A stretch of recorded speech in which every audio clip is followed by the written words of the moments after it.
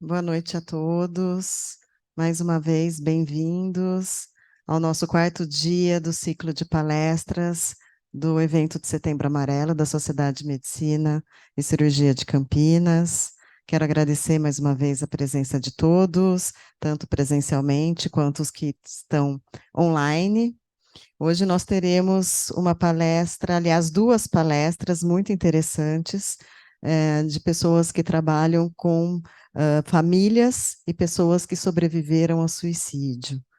Então, mais uma vez, lembrando, reforçando que essa palestra está sendo transmitida ao vivo, né, pelo Zoom, e depois também ficará gravada para quem gostaria de assistir, não pôde, e quiser assistir depois, através do canal da Sociedade de Medicina e Cirurgia do YouTube.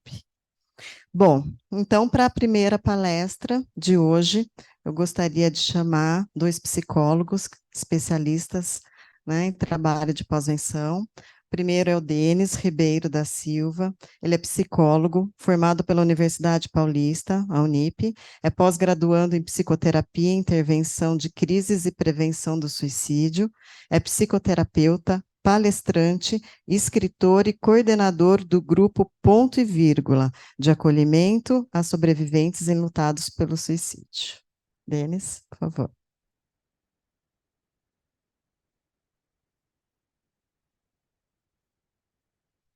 E gostaria de chamar Iva Siqueira, que também é psicóloga, ela é psicóloga clínica hospitalar, com mais de 10 anos de experiência em CLT e pessoa jurídica, na PME-FESP e Clínica Humanitas de Hemodiálise de Campinas.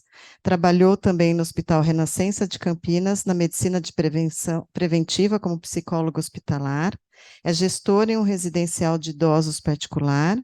Pratica atendimento domiciliar na Inferlar Home Care e no ambulatório de oncologia dos cuidados paliativos do Hospital Mário Gatti, além de atender em clínica particular de psicologia e no Hospital da Unimed Campinas.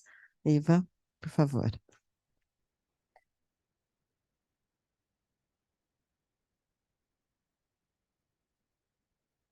Muito obrigada. Então, agora eu vou dar a palavra aos palestrantes.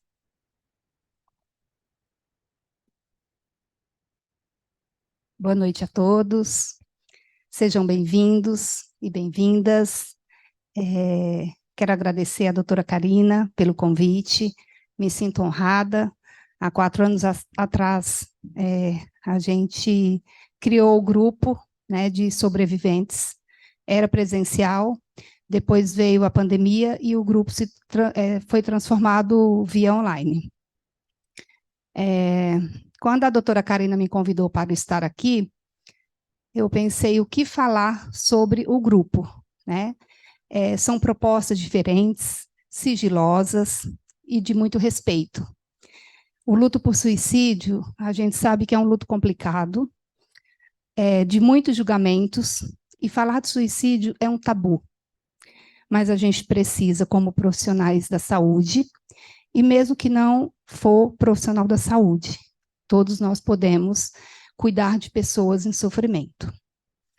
O tema que eu dei para falar sobre o luto por suicídio foi como a psicologia pode contribuir nesse grupo apoiando.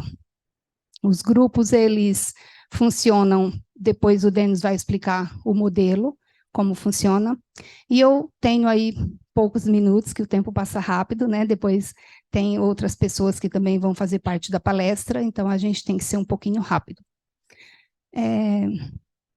O luto por suicídio é um luto que é muito diferente de outros lutos, né? Sabemos que perder alguém pelo luto de um adoecimento é um tipo de luto. E perder alguém que você gosta, que você ama, para o suicídio é um luto de muitos porquês. E se, e na realidade, muitas vezes não vai ter o porquê. E o se, muitas vezes a pessoa levou com ele. Então, quando nós criamos o grupo, em 2019, nós sempre procurávamos pensar em palavras que amenizassem o sofrimento dos pais, dos esposos, das irmãs, dos amigos, enfim, de quem faz parte dos grupos. E a minha palavra para essas pessoas enlutadas sempre foi o respeito. Porque não cabe a mim, como psicóloga, independente do grupo ou na terapia individual, ficar perguntando: você viu? Você percebeu? Não, já aconteceu. E o suicídio é uma fatalidade. Então, eu sempre, quando penso e escuto a palavra suicídio, e quem faleceu desta forma, eu penso que a gente deve respeitar. Então, o respeito é primordial para mim quando eu escuto alguém falar pelo suicídio. E quando eu atendo essa família, esse paciente individual, eu procuro pensar com essa família sobre o respeito. Então, eu vou falar algumas coisas, né, do meu resumo, como funcionam os grupos e qual é a proposta, eu como psicóloga e o Denis como psicólogo. E nós estudamos juntos, nós fizemos faculdades juntos, né? Então é uma honra estar aqui com o Denis, né? Nunca imaginávamos na vida nos reencontrarmos tanto tempo depois e falar de um tema que na faculdade não nos ensinou. Então, na nossa graduação, nós nunca falou de suicídio. Mas a gente foi estudar depois, como todos sabemos, né? Acaba a graduação, você vai aí procurar as especializações. Exato. Eu trabalhei 4 anos como psicóloga civil na Polícia Militar do Estado de São Paulo. Foi uma experiência riquíssima, difícil, enfrentar, né, essa farda, esses homens e essas mulheres que defendem a nossa pátria, que são pessoas que nos guardam, e foi um aprendizado rico. Eu recebi um diploma e medalhas pelo trabalho, e é um lugar também, né, que não se pode muito falar sobre, até porque como falar de suicídio na polícia? Como pensar que essa categoria acontece, essa fatalidade, mas acontece. E a partir daí também eu continuei estudando, né? Eu comecei a estudar o suicídio em 2000, então fazem aí 23 anos que eu venho estudando e parece que a gente não sabe nada ainda, né? Tem que continuar a vida inteira estudando quando é um tema que a gente tem interesse em ajudar as pessoas. E também pensar que o suicídio pode estar na nossa casa, não é na casa do vizinho. Então, às vezes a gente tem algum olhar, nossa, naquela casa e na nossa. Né? Quando eu penso no suicídio, eu penso na grama verde do quintal do vizinho, da parede, ela é linda. E às vezes, nossa, a minha não fica legal, porque a dele é de artificial, e a nossa é aquela que as formiguinhas vai comendo. Então, falar sobre o suicídio é um tabu muito grande para a nossa sociedade. No Brasil, ainda se fala pouco, né? Tem a campanha que, graças a Deus, já vem aí ajudando muito, mas falar de suicídio é de janeiro a janeiro. Saúde mental é de janeiro a janeiro. Né? Setembro é um simbolismo de uma campanha que ajuda, mas para a gente que trabalha com esse paciente, esse público e a saúde mental, não é só setembro. Né? Então, os sobreviventes podem falar abertamente, o grupo ele dá essa liberdade abertamente sobre o luto, né, que é o luto por suicídio, só pode participar aos grupos pessoas com esse luto, não é aberto para outro tipo de luto, não precisa ser familiar, qualquer pessoa que sente que está sofrendo e foi impactada por esse luto pode participar. E o grupo de apoio, os grupos, né, eles funcionam como espaço de acolhimento e respeito, que é a palavra que eu sempre gosto. E como seguir a vida após essa fatalidade? É um espaço, os grupos, que a psicologia também pode contribuir com escuta e muitas vezes ajudando com técnicas que estudamos. Quem passa por um luto por suicídio de um ente querido vivencia uma experiência traumática que desorganiza tanto a vida e que essas pessoas passam a sobreviver. Por isso que é o nome sobreviventes. Nos grupos, podemos aprender com os participantes, que há várias palavras que não devem ser ditas.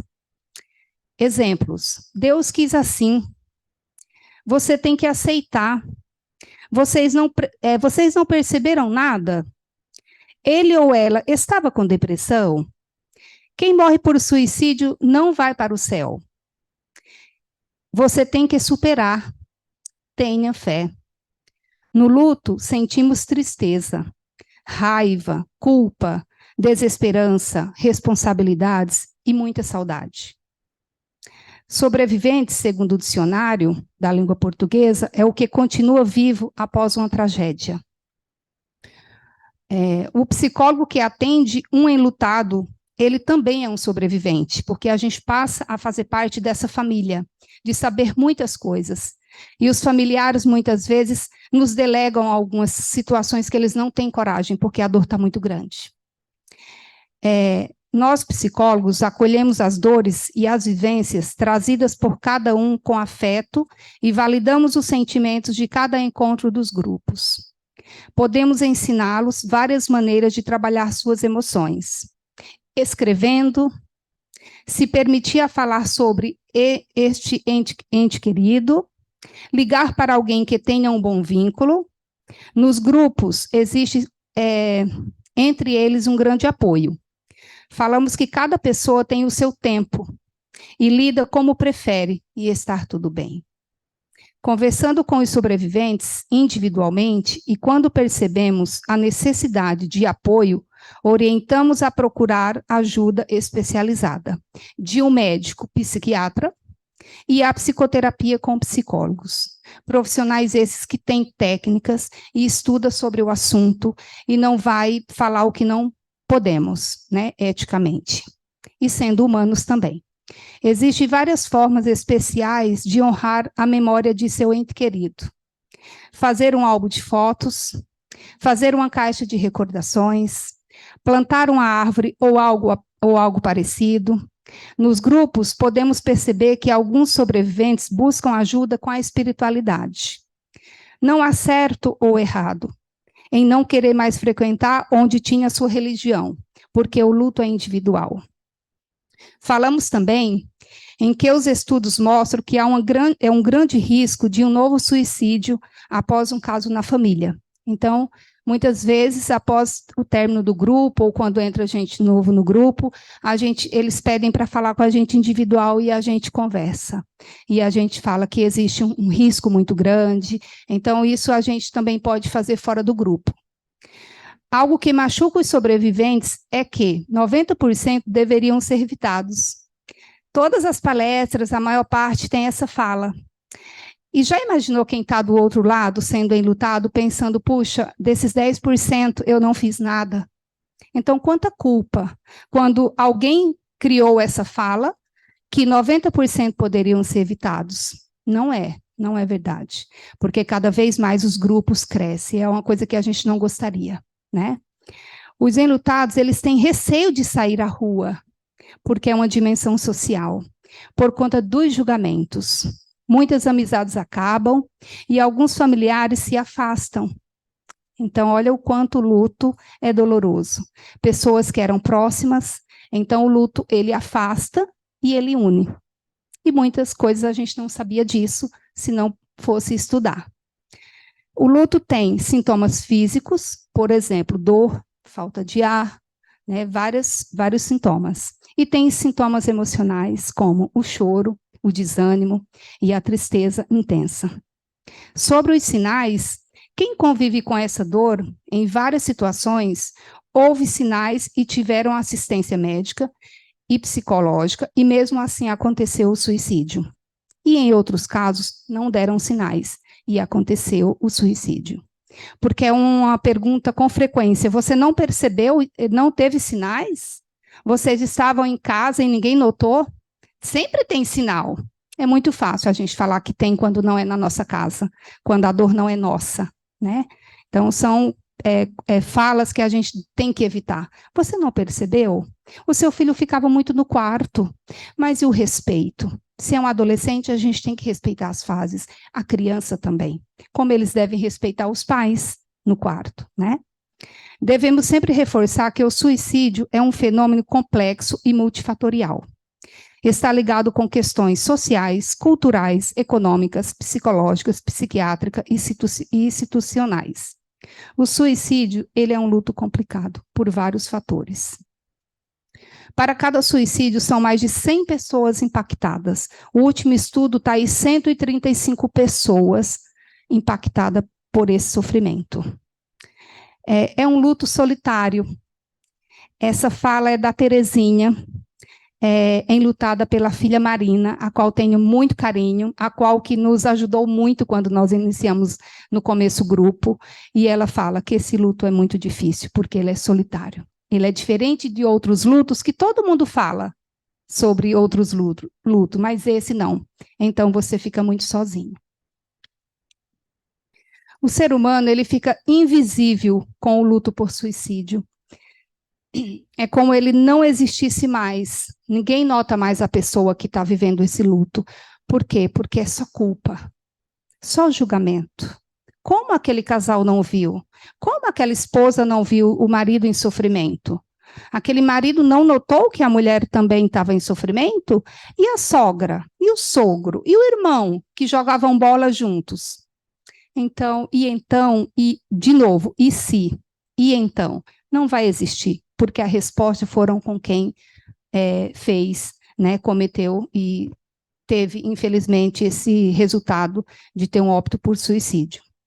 E suicídio, ele é um grave problema de saúde pública.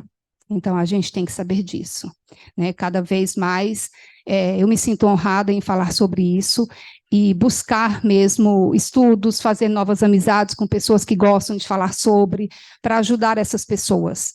Como, novamente, eu vou falar, pode estar na nossa casa. E quando chegar, como é que a gente quer ser cuidado? Como eu cuido, né?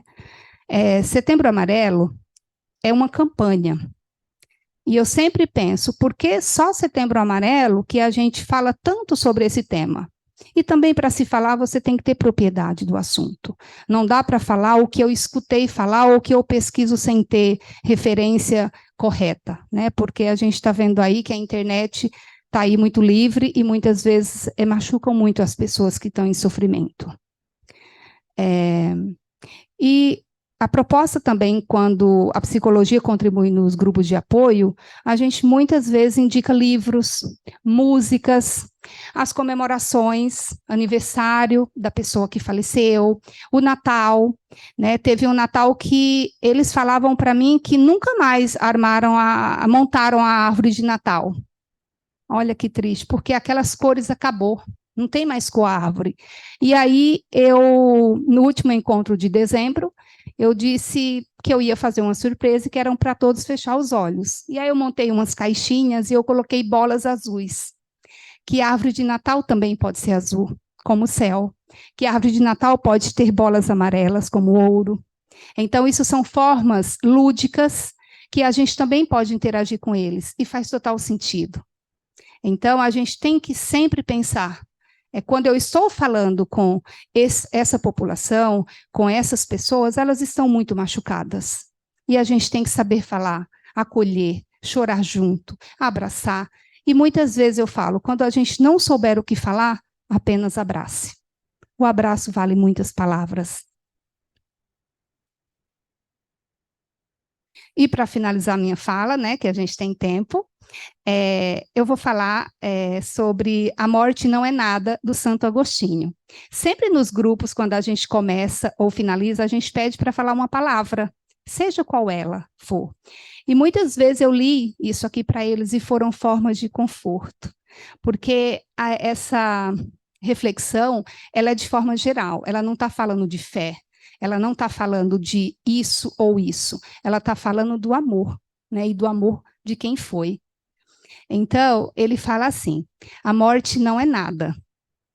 A morte não é nada. Eu somente passei para o outro lado do caminho. Eu sou eu, vocês são vocês. O que eu era para vocês, eu continuarei sendo. Me deem o nome que vocês sempre me deram. Falem comigo como vocês sempre fizeram. Vocês continuam vivendo no mundo das criaturas, e eu estou vivendo no mundo do Criador. Vocês continuam vivendo no mundo das criaturas, repetindo, né? E eu estou vivendo no mundo do Criador. Não utilizem um tom solene ou triste. Continuem a rir daquilo que nos fazia rir juntos. Rezem, sorriam, pensem em mim, rezem por mim, que meu nome seja pronunciado como sempre foi, sem ênfase de nenhum tipo, sem nenhum traço de sombra ou tristeza. A vida significa tudo o que ela sempre significou. O fio não foi cortado, porque eu estaria fora de seus pensamentos. Agora que eu estou apenas fora de suas vistas, eu não estou longe, apenas estou do outro lado do caminho. Você que aí ficou, siga em frente. E a última frase, a vida continua. Aqui ele fala, linda e bela como sempre foi. Eu trocaria o linda procurando sorrir para quem foi, porque linda, não sei se fica mais linda, mas faz sentido. Porque se as pessoas soubessem que iriam deixar um vazio e uma tristeza gigantesca, jamais iriam. Mas se foi, não cabe a gente julgar, cabe a gente acolher quem ficou. Obrigada. Falar disso para mim é prazeroso, eu ficaria aqui horas, mas a gente também tem que respeitar as outras falas. Mais uma vez, doutora Karina, te agradeço e estamos juntas aí para falar sobre a dor, né, sobre os lutos. E, Denis, agora é com você. E obrigado para todos que estão online e aqui os que estão presenciais. Boa noite aos presentes, boa noite aos online. Vou falar um pouquinho aqui em complemento ao que a Iva já trouxe, né? Só uma coisa, o nosso tema é o pós-venção, né? A contribuição da psicologia na pós-venção. Só vou falar uma coisinha sobre a prevenção, porque a gente ouve falar pouco isso, e quando eu tô dos dois lados da moeda, né? Eu trabalho nas duas situações. Então, assim, quando eu vou dar uma palestra de prevenção, coisas do tipo, eu gosto de falar que nós estamos atrasados quando a gente está trabalhando com prevenção do suicídio. O ideal seria trabalhar com prevenção do adoecimento emocional, né? Deveria ser trabalhar com a qualidade de vida e valorização da vida. E a pós-venção estamos mais atrasados ainda, né? A prevenção é estarmos naquele Titanic que já bateu e começou a afundar, né? Que a pessoa é como a pessoa se sente, quem está com a doença emocional. E a pós-venção, então, é quem já afundou, a gente está tentando resgatar ali quem sobreviveu, né? Até uma outra forma de encontrar significado para a palavra sobrevivente, né? Mas isso é só uma reflexão rápida, tá? Para a gente pensar que o ideal é a gente sanar, entre aspas, né? É uma luta muito grande. Mas a pós-venção, migrarmos para a prevenção e para a saúde mental e até chegar na qualidade de vida. Esse é seria o 10, né? Quando que a gente tá. É uma luta grande, tá? Eu vou trazer algumas coisas técnicas aqui, tá? Tem um roteirinho, mas geralmente o pessoal fica com medo. Ah, não, é falar muito, ao contrário. Eu escrevo para falar pouco, tá? É para amarrar aqui e não passar do limite, tá? A Iva já falou um pouco sobre o que são sobreviventes, são os impactados por um suicídio, né? Estimativas dizem que podem ser mais de 100 pessoas, né? Alguns podem achar que é exagero e tal, mas se a gente considerar ambiente profissional, escolar, então fica muito fácil chegar nesse número e até ultrapassar, né? Pessoas profundamente impactadas que estão desorientadas, quase sempre é isso, tá? Quando encontram um grupo de pós-venção, que ainda é um trabalho muito recente, na minha visão, no Brasil, quando encontram um grupo desse, geralmente é uma surpresa, não imaginavam que esse trabalho existia. Então, por mais que tenha aí 15, 20 grupos pelo Brasil, é um número pífio, né, comparado ao que deveria ter de acolhimento. O que é um grupo de apoio, né? As informações trazidas aqui, elas são tiradas em parte da cartilha do CVV. Ele fez uma cartilha, o Centro de Valorização da Vida fez uma cartilha muito interessante que dá uma orientação completa sobre quem trabalha com um grupo de apoio, até para iniciar do zero, é interessante. Então tem ali a parte técnica tirada da cartilha e um pouco de considerações nossas, como profissionais, e vivendo a experiência, como a Iva bem falou. É bem diferente da teoria, tá? Então, o grupo de apoio é um local que pode ser presencial ou online, de escuta acolhedora, né? Onde as pessoas se sentem compreendidas. Dos motivos é porque eles encontram lá outras pessoas com histórias semelhantes. Esses grupos se fizeram necessários porque a sociedade ela tem uma cobrança muito grande do enlutado, no sentido de querer que supere, de querer que vivam o luto por um período específico, né? E em seguida vivam uma vida normal. Esse normal não existe para o enlutado, tá? Ele não existe. Acho que enlutado em geral já é assim, por suicídio tem esse agravante. Então existe esse normal. É como foi dito, vai existir um novo normal, mas uma vida completamente diferente do que eles tinham antes, incluindo essas datas que chegam, comemorativas, que sempre pesam para eles, tá? Os tipos de grupo que existem atualmente no Brasil e no mundo que se conheça são grupos abertos ou fechados. Vou falar bem superficial aqui, tá, pessoal? Eu vou deixar disponível depois link para chegar na cartilha com facilidade, mas aqui eu vou falar bem resumido. Grupos abertos são basicamente um grupo que a pessoa pode participar quando ela sentir necessidade. Os grupos, ele tem uma estrutura, eu ia falar aqui abaixo, mas já vou adiantar, geralmente de reuniões mensais, tá? É a frequência padrão que se encontra, existem outros, né, diversidades, e a pessoa pode participar nos grupos abertos do encontro que ela desejar. Ela pode ir 2, 3 meses seguidos, ela pode ir na hora que está se sentindo mais aflita, ela pode se afastar por um período e retornar, se ela sentir necessidade. Como eu falei, tem datas que pesam mais, ela pode sentir uma angústia maior, né? Ela pode ter entrado com ideação, enfim, são diversas situações que podem trazê-la de volta ao encontro. Então, o grupo aberto é esse. A pessoa tem um fluxo livre de participação e não tem um período fechado por nós, facilitadores e coordenadores. O grupo fechado ele é o oposto. Geralmente ele tem um ciclo já pré-definido, de 5, 10 encontros, é definido com antecedência. Quem inicia não pode sair, é engraçado falar assim, né? Lógico que a gente não vai forçar ninguém a nada, mas a gente evita, né? É como se fosse uma instrução, num passo a passo, então a gente evita que a pessoa saia antes do término daquele ciclo, e também que outros entrem porque vai pegar pela metade, é como chegar, né, numa palestra pela metade, vai ter que assistir o gravado depois aí para fazer sentido.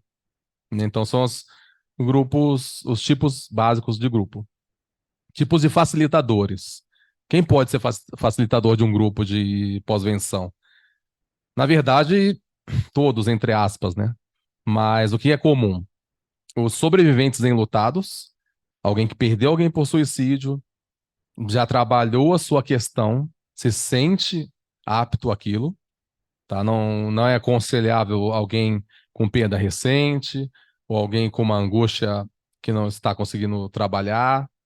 Então, mas geralmente, né, não é uma regra, não gosto de comparar luto com dor, então não é uma regra, mas geralmente histórias mais antigas, as pessoas trabalharam melhor, teve um período melhor para poder ressignificar aquilo. Então tem o facilitador, que é um enlutado, pode ter o facilitador, que é um profissional e não é enlutado, né? Meu caso, o caso da Iva. Somos profissionais da saúde mental, nós estamos ali nesse sentido, e a gente deixa muito claro para o grupo isso, já me perguntaram se eu era enlutado e não faz sentido algum dar uma resposta diferente dessa. Ao contrário, eu falo, olha, eu sou um voluntariado, é diferente, né? Eu tô ali com o coração aberto a trabalhar a causa. E aí a troca se torna até mais rica, né? Porque eles trazem todas as visões deles, que são diversas, não são a mesma, né? O que um vai falar não é o que quem está do lado ele vai dizer em seguida. E a gente complementa geralmente com uma parte técnica de orientação, enfim, que a ciência nos traz um pouco, né? E existem também quem não seja nenhuma das duas coisas, nem um profissional da saúde mental, né, nessas áreas específicas. Existem profissionais religiosos, existem alguns voluntários que também se propõem a trabalhar. Eu acho que tem bastante dificuldade, mas não é impossível, né? Como eu falei, pela escassez de oferta desse tipo de serviço, que muita gente não se propõe a isso, porque é uma situação complicada, é um assunto pesado, cheio de tabus, então, pela escassez atual, não dá para condenar alguém que se propõe, né? Às vezes com a cara e a coragem ali a trabalhar isso também, né? Locais de encontro. Como a Iva falou, o grupo que nós coordenamos, ele iniciou-se de forma presencial aqui em Campinas, sendo apoiado aqui pela sociedade, o local físico, né? E migrou para o online devido à pandemia e ali ficou, né? Porque a gente percebeu que abrange muito mais regiões do país, já teve pessoas de fora do Brasil participando, e, enfim, facilidade para a pessoa, né? Pro enlutado poder participar. É muito mais prático hoje em dia a gente usar a tecnologia a nosso favor, nesse sentido, de a pessoa poder estar em casa ali, 5 minutos antes ela tá se arrumando aí para poder participar, não precisa se deslocar, né? Não tem essa dificuldade toda. Inclusive, eu ia falar um pouquinho aqui dos encontros presenciais. Imagino que não seja segredo para ninguém, mas tem a dificuldade da parte logística, né? Tem que ter um local apropriado, geralmente é uma sede de bairro, um local, uma igreja, uma comunidade. A gente tem que pensar em banheiro, água, saídas de emergência, acessibilidade. Então, tem várias dificuldades do presencial. É lógico que a gente ganha algumas coisas, né? Você ganha até linguagem corporal, até o silêncio fala muito, né? O online tem gente que prefere deixar a câmera desligada, o microfone, então, enfim, é uma liberdade que a pessoa tem, mas nós, como que estamos do outro lado, tentando observar e alcançar essas pessoas, tem essa dificuldade de acesso, né? Quando a gente está distante, a pessoa quer se manter distante. A gente respeita muito, a palavra-chave da IVA praticamente de todos nós trabalhamos com isso, é o respeito, mas a gente quer alcançar essas pessoas, né? A gente quer ajudar de fato. Não que seja uma coisa rotineira que não faça sentido. Então, quando a pessoa se coloca mais distante, tem esse lado ruim um pouco, né? Tamanho ideal de grupo, né? A gente não gosta de deixar nada amarrado, mas, enfim, 2 pessoas é suficiente, uma pessoa é suficiente para iniciar, porque aquilo já faz sentido para ela, né? Mas assim, a gente coloca ali de 5 a 15 pessoas. Mais que isso também é difícil, né? Poder conversar com tanta gente. Então a gente deixa um pouquinho ali amarrado, podendo um pouquinho para mais, um pouquinho para menos. Agora, o principal que eu acho que é importante para todo mundo, né, que não teve conhecimento dessa teoria ainda da cartilha, é a estrutura dos encontros, né? Como é feito o encontro? O que acontece, né? Tem muita gente que tem essa curiosidade, até porque ninguém pode entrar no grupo que não seja enlutado por suicídio. Então, já vieram profissionais curiosos, não na má intenção, mas curiosos de querer saber como era o trabalho. Vieram outros enlutados, vieram pessoas que não eram nem enlutadas. Então, aqui um pouquinho do que é costumeiro a se fazer, né? A gente tem, quando é presencial, a gente tem uma confraternização, geralmente um café, uma água, um suco. Quando é online, a gente deixa uns primeiros minutos ali para o pessoal ir chegando aos poucos, né? E quem já se conhece vai se cumprimentando. Depois a gente tem uma abertura, né? Onde o profissional se apresenta, fala um pouquinho dele. Como eu disse, ele fala se é enlutado ou não, se ele é psicólogo, se ele é outro profissional de saúde mental. Fala um pouquinho da sua experiência. Não como propaganda, né? Não como currículo, mas para deixar quem está do outro lado mais tranquilo, né? Sobre para quem ele está contando a história dele. Ainda mais para quem é a primeira vez, principalmente, né? Depois a gente passa algumas regrinhas básicas, que é importante te dar uma lida ali, porque se não seguir, pode dar alguns problemas, como não monopolizar a fala, dividir o tempo mais ou menos por igual para cada um. Naturalmente acontece, a gente vê por experiência, quem tem histórias mais antigas, tá? Mais tempo enlutado e tem sua causa melhor trabalhada, deixa um período maior de fala para quem está recente, ou recente na situação. Também, quem tem pessoas que têm múltiplos lutos ali. Infelizmente, tem mãe e filho, sabe? Dois filhos, irmãos, enfim. Situações são, às vezes, como eu falei, eu não gosto de comparar dor e luto, mas são mais graves desse ponto de que são, às vezes, duas histórias para contar distintas, né? Então, a gente fala um pouquinho das regras básicas. Tem uma rodada inicial de apresentação. Tudo é livre, pessoal, nada é obrigatório. Mas a gente deixa ali disponível, incentiva que falem, que se apresentem, né? Então é só de apresentação básica, sem muito detalhe, e aí a gente parte para a discussão em grupo, que é cada um contar a sua história, né? Um pouco com pormenores. Aí eu falei, como eu disse, quem está mais tempo, às vezes já contou algumas vezes, não que não seja útil, na verdade é até interessante para quem está novo, né? Escutar como o outro trabalhou a causa e perceber que aquilo é possível para ele também. E um encerramento simples, com uma reflexão, uma palavra, uma frase. Às vezes cada um fala o que está sentindo no início ou no término, como chegou, como saiu. A gente vai diversificando, mas com essa ideia de reflexão final. E, e geralmente a gente tem até um complemento, né? É quase que regra a gente ter um grupo de WhatsApp, tá em alta, né? O pessoal, ou de outra rede social, de dar continuidade àquilo, né? Depois do encontro, a pessoa ter aonde continuar falando, desabafando e se expressando. O que o grupo costuma proporcionar para essas pessoas? Ajudam a viver menos isolados, porque se você conhece ou parou para pensar, o luto já é complicado e o por suicídio ele tem essa característica de a pessoa ficar isolada aos poucos. A sociedade começa dando atenção no primeiro dia, primeira semana, primeiro mês, segundo mês já está menor. Daqui a pouco todo mundo está pensando que a pessoa deveria superar, né? E começa a deixar ela de lado. Dá esperança para quem está ali, porque olha para o lado e vê outras pessoas que estão sobrevivendo e ressignificando aspectos da vida. E a pessoa aprende a lidar melhor depois, como eu falei, não é regra, mas lidar melhor depois de um tempo. Então, quem chega recente, olha para aquele grupo e fala: poxa, eu não estou sozinho no mundo. E tem pessoas que superaram, que está ali há 5, 10 anos, que a pessoa conseguiu seguir em frente, não esquecer, não superar, mas continuar a sua vida. E geralmente é o contrário de esquecer e superar, né? Geralmente é homenageando, é mantendo aquela ideia viva, aquela pessoa viva no seu coração, né? O grupo oferece um espaço seguro, como eu disse, o profissional se apresenta, ele mostra quem ele é, ele diz porque ele está ali, fala sobre o sigilo do que é conversado lá dentro, né? Que se for para falar, mesmo que seja para ajudar alguém, que então não cite nomes, histórias muito em detalhes, para que não tenha o risco de alguém identificar outra pessoa, né?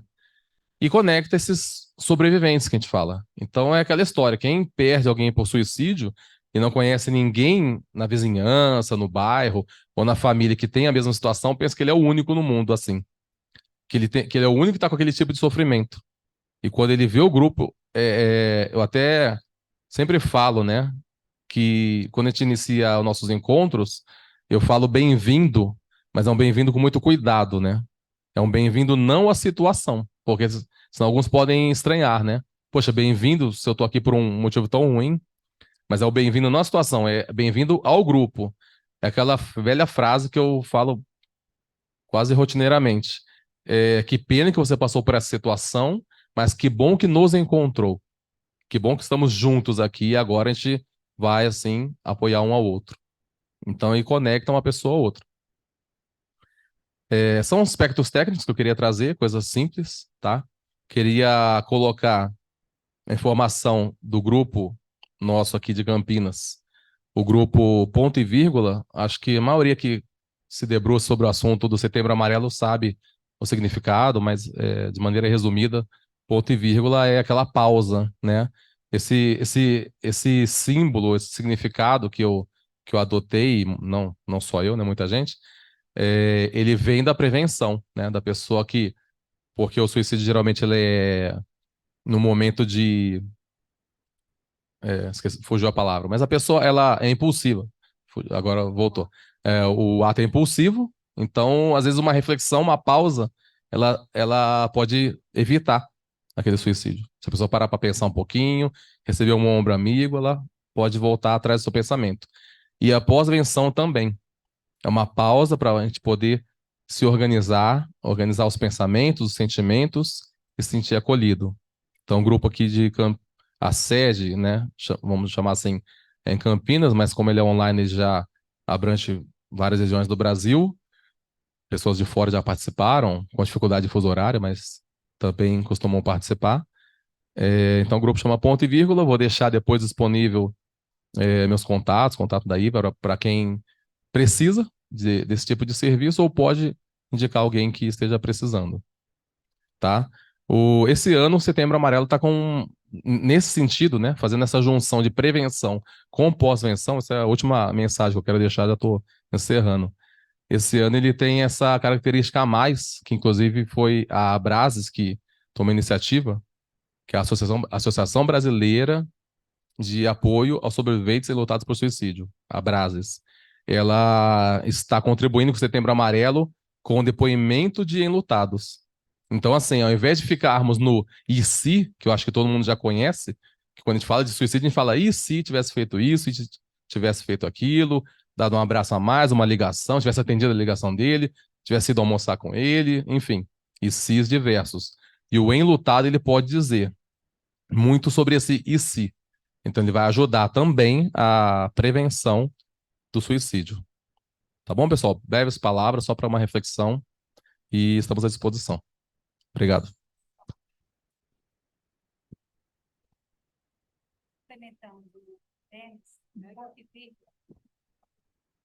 Oi, só complementando, muitos sobreviventes fazem a tatuagem do ponto e vírgula, que significa que é enlutado por suicídio. E é uma curiosidade que muitas pessoas não sabem. Então, quem agora tinha curiosidade, já viu e não sabia o que era, é o luto por suicídio, tá? Obrigada.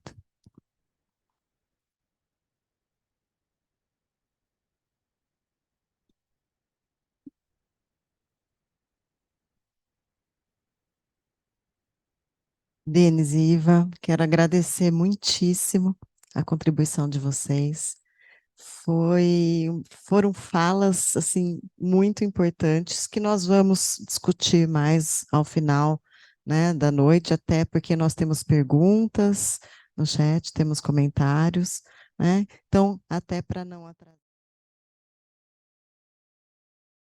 Então, até para não atrasar muito, que a próxima palestrante está aguardando, eu vou chamá-la para ela fazer a apresentação dela e depois a gente conversa um pouquinho sobre isso, tá bom? Então, eu gostaria agora de chamar, vai ser online, né? A Bernadette está em Jundiaí, ela é de Jundiaí, é a Maria Bernadette Amaral Carneiro, ela é voluntária do CVV e ela trabalha no GAS, que é o Grupo de Apoio aos Sobreviventes de Suicídio do CVV, que eu imagino que seja um grupo desses que vocês acabaram de comentar. Então, nós vamos baixar o telão aqui agora para que a Maria Bernadette possa trazer a contribuição dela sobre a experiência desse grupo, sobre como esse grupo atua e trabalha com essas pessoas que sobreviveram ao suicídio. E depois, ao final, nós conversaremos todos, né? Falaremos sobre as dúvidas, as questões, os comentários e finalizaremos a noite. Obrigada. Boa noite, estão me ouvindo bem? É um prazer enorme estar aqui, agradeço muito o convite da doutora Carina, e eu venho trazer aqui um pouquinho dessa contribuição, desse trabalho que a gente faz aqui em Jundiaí através do CVV, Centro de Valorização da Vida. Como todo mundo sabe, só vou contextualizar a questão de que o CVV ele faz um trabalho de prevenção e de pós-venção. Eu também trabalho, sou voluntária no programa de prevenção, plantonista no telefone 188. Então, a gente tem o telefone, tem o chat, o e-mail, tem o trabalho do comunidade, que vai até a comunidade, em rodas de conversas, palestras, falando desse tema da escuta ativa, da valorização da vida e do cuidado emocional. E também temos esse grupo que é o trabalho de pós-venção, né? Todos esses trabalhos, eles cuidam dessa escuta ativa, do acolhimento, é um trabalho totalmente voluntário. O voluntário, ele passa por um treinamento justamente do não julgamento, do não direcionamento, de não dizer para o outro o que ele deve fazer ou não, mas dessa escuta compreensiva. Em todos os momentos a gente ouve para responder. E, na verdade, esse ouvir seria com os olhos, ouvidos e coração. Ouvir para compreender. E mais do que nunca, a pessoa que passa por esse evento do suicídio, os chamados sobreviventes, eles precisam muito, como todos nós, mas eles precisam muito dessa escuta, desse acolhimento, né? Bom, então o nosso grupo ele chama GAS, com 2 S's, que é Grupo de Apoio aos Sobreviventes do Suicídio. Nós atuamos em Jundiaí desde 2018.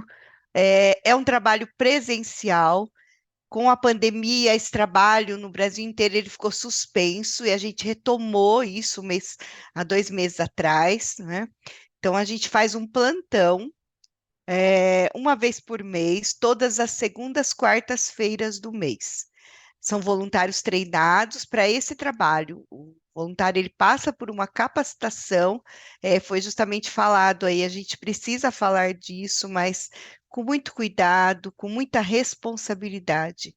Então, não vai voluntários para curiosidade ou alguém para conhecer, não.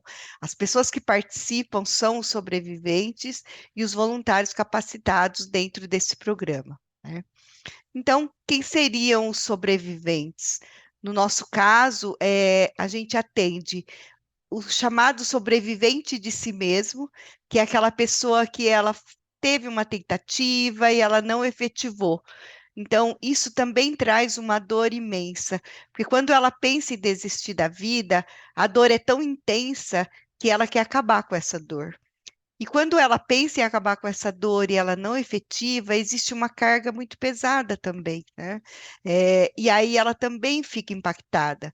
Então, nós atendemos pessoas que, por algum motivo, tentaram e não efetivaram, então elas precisam desse acolhimento.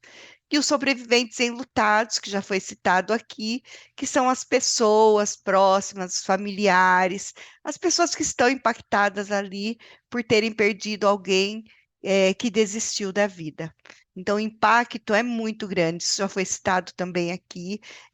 Não estamos preparados para perder pessoas e muito menos por desistência da vida. Então, o impacto ele é muito grande e esse espaço, né, da fala, esse espaço da escuta é muito importante, né? Qual que é o objetivo desse grupo? O objetivo é trocar as experiências e apoio emocional. Como eu disse, nós somos voluntários, então nós não encaminhamos, diagnosticamos nada, nós damos esse apoio emocional de ser humano para ser humano. O que diferencia o voluntário que está ali é que naquele momento ele está totalmente disponível, né? Assim como na prevenção, quando eu estou num atendimento, naquele momento eu estou disponível, a outra pessoa está passando talvez por uma dificuldade emocional. E aí, num outro momento, eu posso precisar dessa escuta, né? Favorecer a comunicação é um espaço onde essa comunicação ela pode fluir da forma como a pessoa quiser se expressar e expressar os sentimentos, né? Ali ela é livre para poder expressar os sentimentos. Alguém está perguntando o meu nome. É Bernadette, é Maria Bernadette, tá? Ela é livre para expressar o que ela sente, para falar o que ela quiser, né? Sem questionamento, sem nenhum direcionamento. Até mesmo o silêncio fala, né? Como eu disse, o trabalho é presencial. E, principalmente, valorizar a experiência de vida de cada participante. Cada um vem com a sua história, e a gente precisa valorizar mais do que nunca essa história, seja ela qual for, né? E como é que a gente pode ajudar enquanto ser humano, né? Enquanto voluntário, como é que a gente pode trazer essa ajuda? Em primeiro lugar, mantendo os princípios de atendimento do CVV, né? Que eu vou citar agora. A primeira coisa é aceitando a intensidade da dor. Não existe dor maior ou dor menor, existe a dor. E para cada um, ela é de uma intensidade. Então, são vários sentimentos que vêm, né? A vergonha, a culpa, a raiva, o medo, e isso faz com que a pessoa, muitas vezes, ela se sinta abandonada. Também já foi citado aqui aquela carga, o que eu fiz, o que eu não fiz, o que eu deixei de fazer, o que eu podia ter feito, a cobrança, a vergonha de falar sobre isso, o medo de se sentir abandonado, eles se sentem porque ninguém quer falar. Nós mesmos não sabemos como chegar na pessoa e o que falar. né? Até a raiva, por que que você fez isso comigo?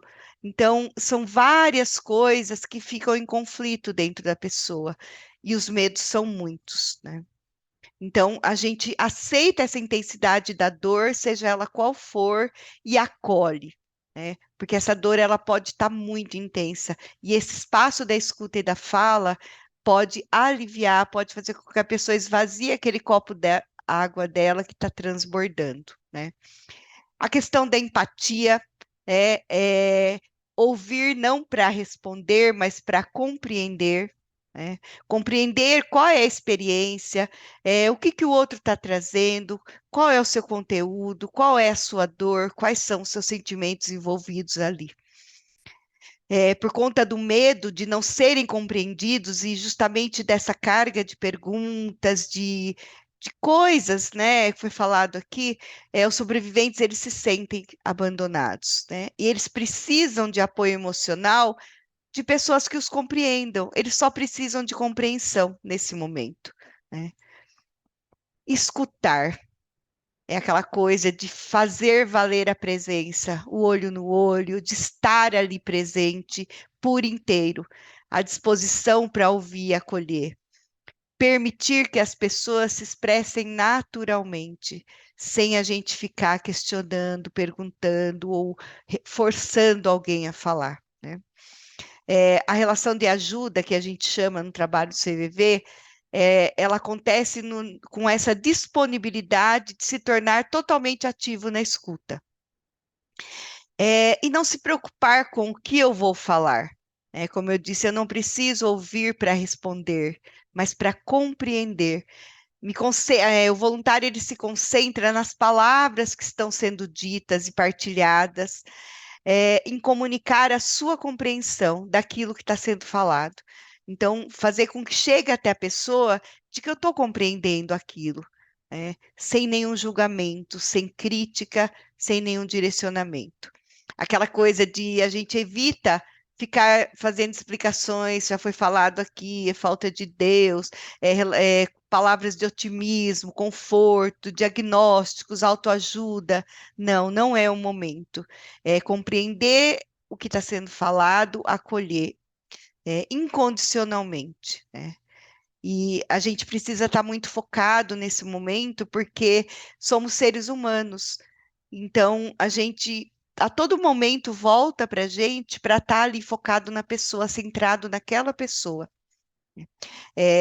O CVV sempre acredita, tanto na prevenção como na pós-venção, na tendência construtiva do ser humano. Cada ser humano, ele é capaz de encontrar seus caminhos. Aquilo que dá certo para mim, pode não dar certo para o outro. Então, não dá para a gente aconselhar ou dizer, passei por uma situação idêntica e eu fiz isso e deu certo. Então, isso não funciona. O que é bom para mim, para o outro, pode não ser tão efetivo.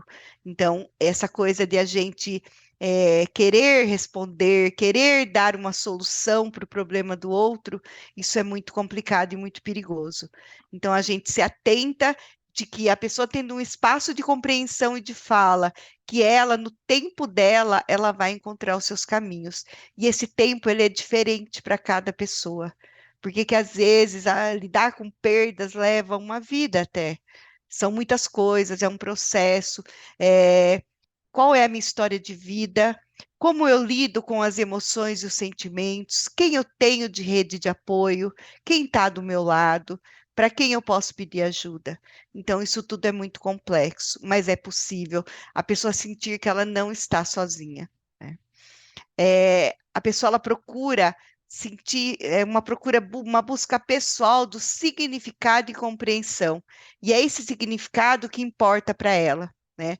E talvez ela não tenha essas respostas. E ela quer encontrar uma certa compreensão. Então, é isso que move naquele momento a confiança dela poder transmitir aquilo que ela está sentindo sem nenhuma máscara, se ela sentir vontade de chorar, se ela sentir vontade de falar, se ela sentir vontade de ficar em silêncio. Então, é ela ser ela mesma naquele momento com todas as suas dores, né? E falando em dores, compreender realmente essa singularidade da dor do suicídio, né? Que cada um tem um tempo para elaborar esse processo de luto que está vivenciando. Então, é importante que a gente respeite isso. Também foi falado muito no respeito aqui. Respeito à história do outro. Eu não preciso concordar, mas eu preciso respeitar. E isso é muito importante, porque a pessoa, naquele momento, ela precisa ser respeitada naquela dor dela que está sendo tão intensa, né? Foi falado também de datas, nessas datas comemorativas, muitas vezes são momentos em que eles conseguem se lembrar de coisas, né? Momentos difíceis, a questão da ausência, a questão das saudades, lidar com as saudades. Então, muitas vezes, eles querem falar sobre isso, né? E são momentos difíceis também para quem teve tentativas e não efetivou. Tudo isso vem com uma carga muito grande, né? De novo, essa escuta ela pode fazer a diferença, né? É, a gente convida, incentiva a participação no grupo de apoio, mas a gente não força nada. A pessoa ela pode voltar quando ela quiser. Ela não precisa exatamente ter uma sequência. Ela pode um dia, se ela sentir a necessidade, se ela sentir a vontade, ela é livre. Então a gente convida, mas não força. Não fica falando todo momento para que ela possa vir. A gente deixa aberto. Até achei interessante que ele falou sobre o bem-vindo, né? E realmente, até a forma, a maneira como a gente coloca as palavras, até o nosso tom de voz, isso é importante, para que a gente também transmita essa confiança e esse acolhimento na chegada do bem-vindo, de que ali ele é bem-vindo naquele grupo, que ele pode sentir um clima de confiança, para que ele possa realmente se expressar se ele quiser, né? E realmente as pessoas elas se expressam. Respeitar a individualidade, a espiritualidade de cada um, a gente não toca em religião, em nada, em fé, mas cada um é livre e a pessoa que está ali, o sobrevivente, ele pode expressar da forma como ele quiser, e a gente respeita isso também. A gente foca nos sentimentos, né? E não se envolve com essas questões sobre as crenças, cada um de nós tem a sua, nós não nos envolvemos nessa questão, mas nós acolhemos, seja qualquer coisa. A nossa reunião ela é presencial, todas as segundas, quartas-feiras do mês.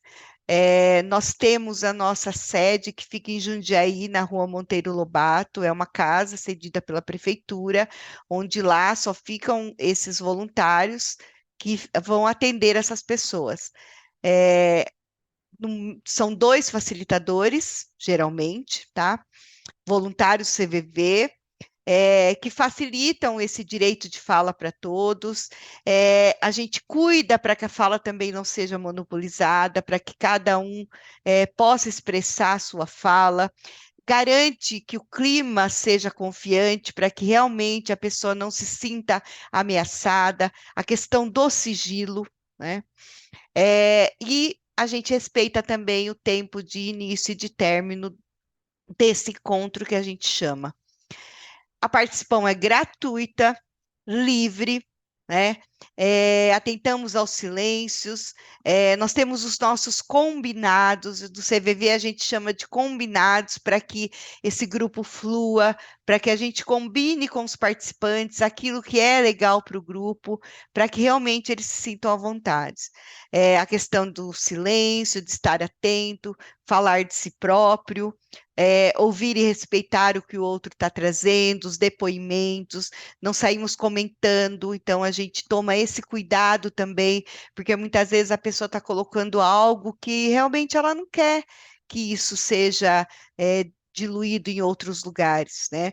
Até ela ter a coragem, muitas vezes, se expressar, tentar compreender aquele ambiente, onde ela está, se realmente ela pode expressar com segurança, né? E aí a gente traz essa questão dos combinados, tá? Nós também trazemos a questão de a pessoa se apresenta se ela quiser, tá? Sem dizer muitas coisas, ela fala o que ela quiser. Geralmente a gente faz um círculo, né? Fazemos uma preparação para que a gente se conecte ali naquele momento, uma preparação simples. Informamos o que é o trabalho do gás, do serviço, falamos alguma coisa sobre o CVV, o trabalho da prevenção, sobre comunidade e colocamos o que exatamente é a essência: acolhimento e apoio emocional, anonimato e sigilo. Se a pessoa não quiser falar o nome dela, ok, é tranquilo, e a oportunidade de partilha, né? Aí, isso numa primeira fase. Numa segunda fase, os relatos e trocas de experiências, se eles quiserem. E numa terceira fase, uma reflexão, né, uma síntese da reflexão, os comentários que eles quiserem trazer. E no final a gente dá os recados, encerramos também, deixamos ali à disposição uma água, um café, um chá, para que a pessoa se sinta totalmente à vontade nesse momento, né? Então, a gente precisa de os recursos necessários para essa reunião, né, que são reuniões de relatos pessoais. E o que esse trabalho ele proporciona? Superar o isolamento, também foi falado, a pessoa se sente muito sozinha, promover o respeito, essa troca de experiências, estratégias. Essas estratégias não são diferente do trabalho do psicólogo, do trabalho de um médico, não, é um trabalho totalmente de humano para humano, onde a gente conversa com a pessoa e ela traz as experiências dela e as estratégias que ela está tentando para lidar com tudo aquilo. Então, ela traz toda a experiência que ela está vivenciando naquele momento, né? O apoio, ele não é uma terapia, embora ele tenha efeitos terapêuticos, mas é diferente de uma terapia. É importante a gente deixar bem claro, né? O trabalho do CVV, ele é importante, sim, mas não substituímos psicólogos, médicos, psiquiatras, tudo tem a sua importância e o seu momento, encaminhamento naquela hora, né? Geralmente o grupo ele inicia pequeno, tá? Não tem tantas pessoas que participam, tem pessoas que vêm várias vezes, que elas continuam, elas se sentem ali acolhidas, elas vêm. E o grupo ele pode crescer devagar, mas ele não é um grupo grande, como é da região, né? Não é um grupo tão grande. E é importante que cada pessoa que chegue, ela seja acolhida e seja recebido de forma atenciosa, hospitaleira, né? Que a gente esteja ali solidário àquela pessoa. E sempre garantir, né, que os participantes eles vão ter a oportunidade da fala e que eles são livres. Deixa eu ver o que mais aqui que eu tenho. É, Isso é uma questão do voluntário, né? Antes do trabalho, a gente tenta chegar cedo, a gente entra em sintonia com o trabalho, né? Se fortalece, fazemos também a nossa preparação para esse impacto da carga emocional que o trabalho mesmo produz. E após as reuniões também nos preparamos, a gente faz a nossa respiração, né? E entende que aquilo é do outro, que naquele momento estamos disponíveis e qual é o nosso limite? Estar totalmente disponível para essa escutativa, para esse acolhimento, para estar junto com aquela pessoa que está trazendo uma dor muito grande, né? Então, essas experiências e vivências fortalecem o grupo, cada um com a sua experiência, e as trocas vão fazendo com que eles percebam muitas coisas e vão se identificando. Então, esse é o nosso trabalho. Eu até mandei o folhetinho para a doutora Karina, do endereço do posto, e a gente está à disposição para poder tirar alguma dúvida, alguma pergunta. E eu acho que o que eu tinha para trazer do nosso trabalho é isso, tá? É um trabalho assim, eu estou no CVV já há 20 anos como voluntária, tanto na prevenção quanto na pós-venção, e é um trabalho que me ensina a escutar melhor, me ensina a acolher melhor, e é um aprendizado para a vida inteira, porque muitas vezes nós escorregamos, nós esquecemos de abrir os ouvidos e o coração para poder escutar o outro. E num momento de dor, onde a pessoa perdeu alguém ou fez uma tentativa, essa dor ela é muito mais intensa, né? Então, isso traz muitos sentimentos e a gente vai lidando. A gente cuida da gente para poder cuidar do outro, né? Quanto mais eu cuido de mim, quanto mais eu me conheço, mais eu vou conseguir cuidar do outro e compreender o outro.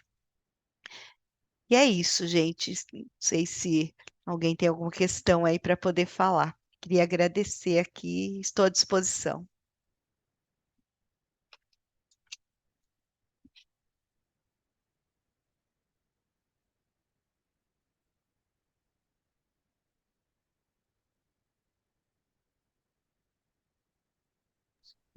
Muito obrigada pela sua fala, belíssima fala. Foi muito interessante, muito bonita.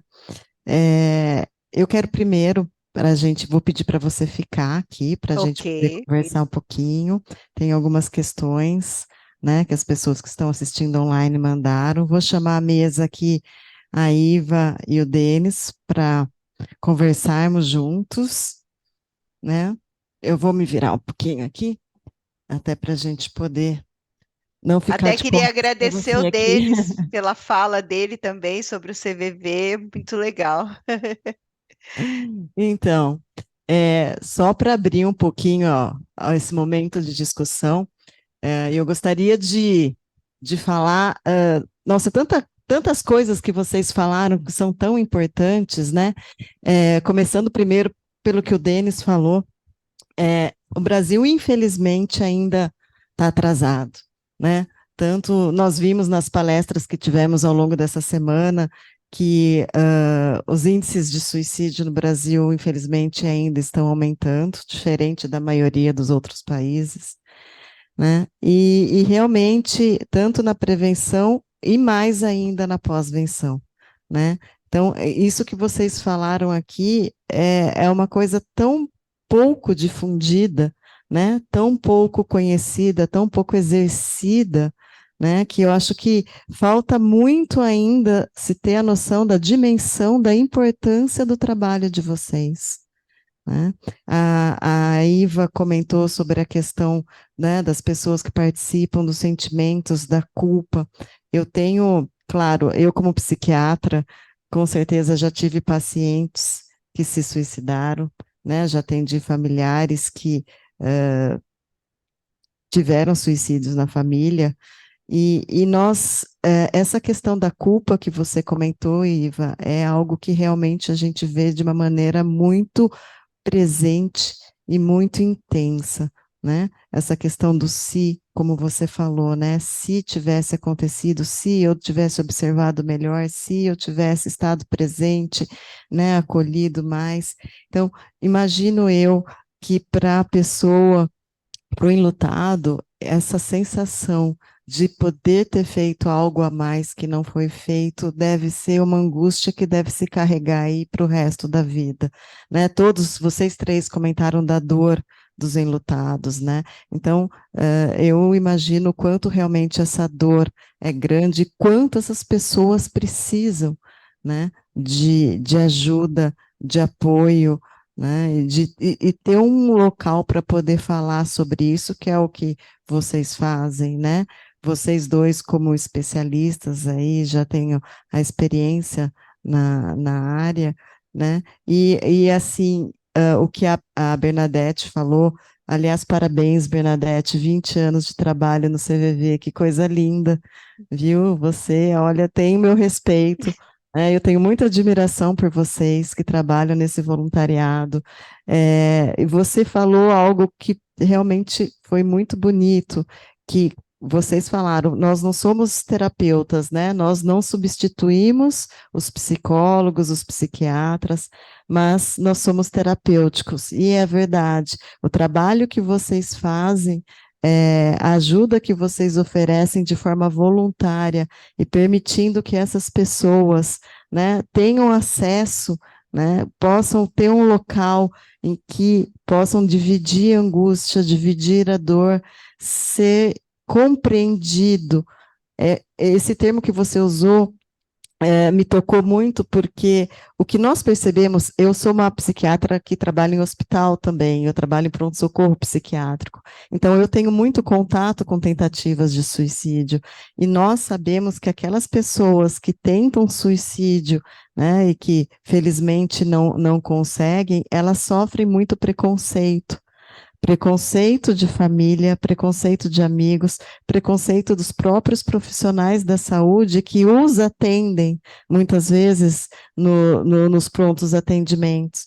Então, a gente tem uma noção, nós tentamos muitas vezes, eu também como professora, quando eu converso com os alunos sobre isso, eu falo uma das coisas, a pessoa que está lá, mesmo que ela tenha tomado 5 comprimidos de um remédio que certamente ela não ia chegar nem próximo ao risco de morrer, mas na cabeça dela, a intenção era essa, e se isso aconteceu, ela tinha uma dor, né? Então ela tem que ser respeitada. O que nós temos que olhar é para a dor daquela pessoa, para o que ela estava sentindo e não para o resultado que ela teve, né? Porque o que importa é o que ela pretendia, e se houve isso, por detrás existe uma dor. Então, o respeito e a compreensão são fundamentais por todas as pessoas, sejam voluntários como vocês, sejam psicólogos que participam de grupo, e sejam profissionais da saúde como eu, de todas as especialidades, nós temos que ter respeito e compreensão por essas pessoas. Perfeito esse termo que você usou, porque é justamente isso. Bom, falei um pouquinho o que eu queria, né? E vou abrir, então, agora vou falar aqui um pouco das falas do pessoal que está assistindo online, né? O primeiro comentário, na verdade, não tem nome, é uma pena, mas é parabenizando, né, os psicólogos pelo trabalho de acolhimento, né? Obrigado.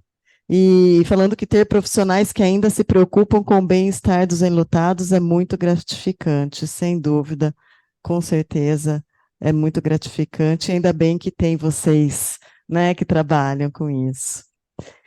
E a doutora Carmen fez uma pergunta, né, ela falou, na experiência dos grupos de enlutados, como proporcionar perspectivas multiplicadoras para compartilhar e formar novos grupos e ampliar o acesso dos sobreviventes?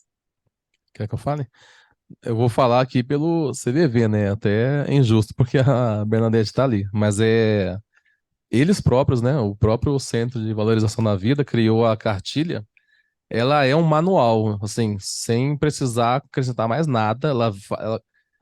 Quem lê aquela cartilha consegue do zero iniciar um trabalho de grupo, tanto presencial como online. Ele fala em detalhes ali. Lógico que o meu tempo era mais escasso aqui, mas fala de tudo, da parte logística, fala de divulgação, que eu não falei aqui pela correria do tempo, mas fala de divulgação, fala de como fazer presencial, como fazer online. Todo o conteúdo praticamente que eu trouxe aqui é o tipo de grupo, onde se encaixa melhor, né? E a procura também, quando o enlutado procura, né? Como receber, fazer uma triagem inicial, uma conversa para ver se a pessoa se encaixa no perfil ou não. Como eu falei, já tive curiosos, tive enlutados por outras causas, então evitar esse tipo de coisa para quem, né? Eu já vi grupos de luto em geral, existem também. Mas para quem se propõe ao luto por suicídio, né? Não deixar ingressar pessoas que não estão no perfil. Mas essa cartilha, ela coloca tudo praticamente que tem que ser feito, tudo que tem que se saber. O que resta, o que falta, na verdade, é voluntariado de, como eu falei, né, profissionais, os próprios enlutados que têm a sua causa já bem trabalhada, voluntariados, né, treinados, né, ainda bem que temos aí, porque ainda é escasso no Brasil. Então, tendo pessoas interessadas, eu acho que essa divulgação da cartilha como manual para se iniciar, acho que ela é bem completa, dá para começar um trabalho e uma coisa interessante que eu lembrei agora aqui, uma vez uma pessoa, né, enlutada, perguntou para mim se ela poderia divulgar o meu trabalho em outro grupo e o do outro grupo no meu trabalho. Eu falei, olha só, é uma área que não cabe concorrência, né? Então, Quanto mais, melhor, né? pelo contrário, vamos unir forças que estamos em pouca quantidade. O time está pequeno. Então, assim, o que falta é isso, a pessoa se dispor, se voluntariar e para aprender. Muita coisa vai aprender com a prática, né? Não tem como também falar, eu li, tô apto 100%. Nós não estamos, né? A gente precisa de um complemento a cada encontro. A gente sai de lá e a gente aprende com eles, né? Eu espero que estejam alguns ou vários deles nos assistindo, a gente aprende com eles de verdade. Quando a gente encerra o encontro e fala isso, não é para agradecer, não é para agradar, é real. A gente sai de lá pensando, poxa, aprendi um pouco mais, no próximo encontro vai ser melhor, vamos acolher mais gente. E eles vão se sentir melhor depois do final do encontro.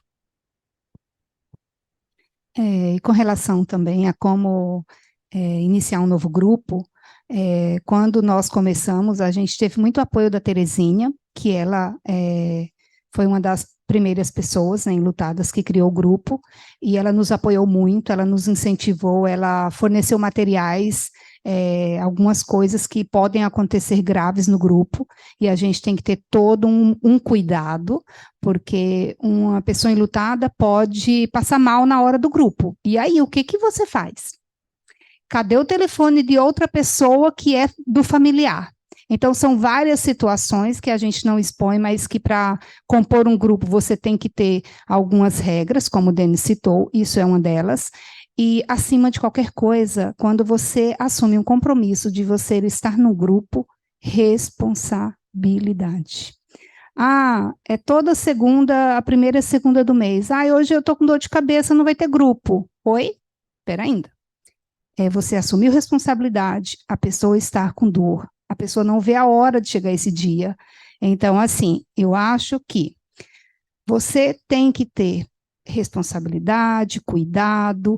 Acontece de você passar mal? Pode acontecer, mas aí você tem que estar sempre com plano B para comunicar, porque eles estão esperando. Eles saem do trabalho, muitos participam do trabalho, olha isso, pega o horário do jantar, várias situações, no metrô, entra em desespero para chegar em casa para não perder o grupo. E aí, quem está lá como facilitador, hoje eu não estou com vontade, vai ter um churras, vai ter... Não, opa!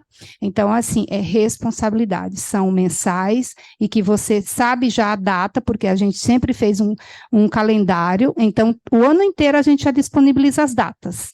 Então, para compor esse novo grupo, é importante que você procure pessoas que já fazem parte de um grupo, que aí a gente dá várias situações que podem acontecer e você tem que sempre ter uma prevenção ali, e a responsabilidade. Isso é, assim, de grande valia, tá bom? Muito obrigada. A Bernadette teve um probleminha técnico, por isso que ela caiu. Aí ela está tentando voltar já, tá?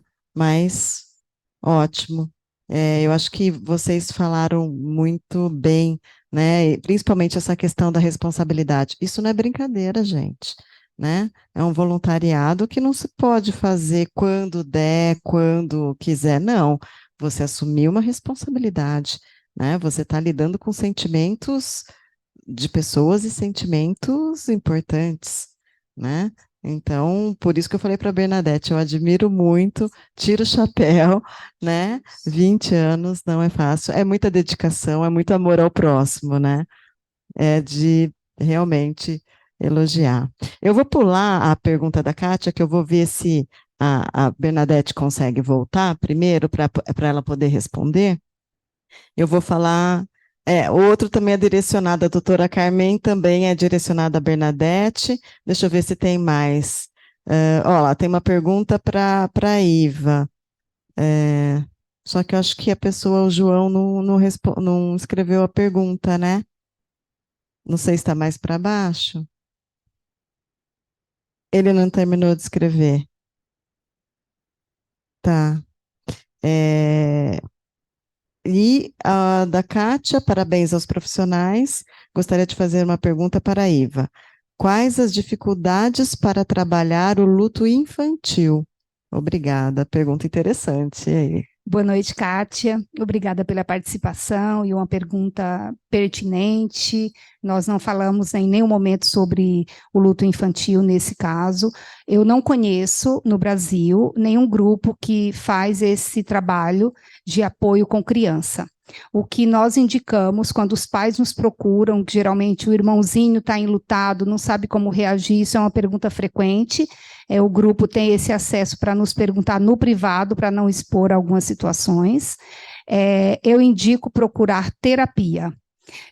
Primeiro, eu peço que procure a ajuda de um psiquiatra infantil, não é um psiquiatra adulto, porque são psiquiatras diferentes.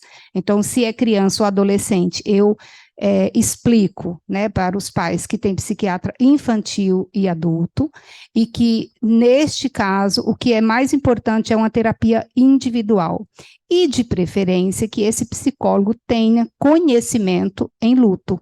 Porque se o psicólogo não tiver nenhum conhecimento, fica muito difícil como é que ele vai dar conta de falar de um luto infantil para uma criança, tratar essa questão que eu uso muito, é uma forma lúdica, né, com o luto, e esses pais, né, porque a criança vai para a terapia no individual, mas os pais também têm que ter suporte dessa psicóloga.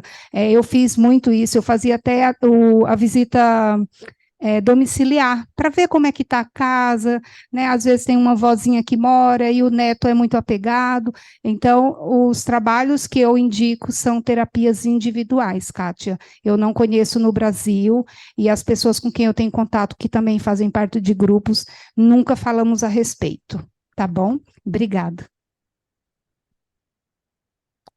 Só complementando a fala da Iva, eu, como psiquiatra infantil também, né, reforço isso, né, esse seu comentário, porque nós sabemos que crianças funcionam diferente de adultos, né? Crianças não são adultos pequenininhos, então a maneira de entenderem, compreenderem uma situação, interpretarem uma situação é completamente diferente.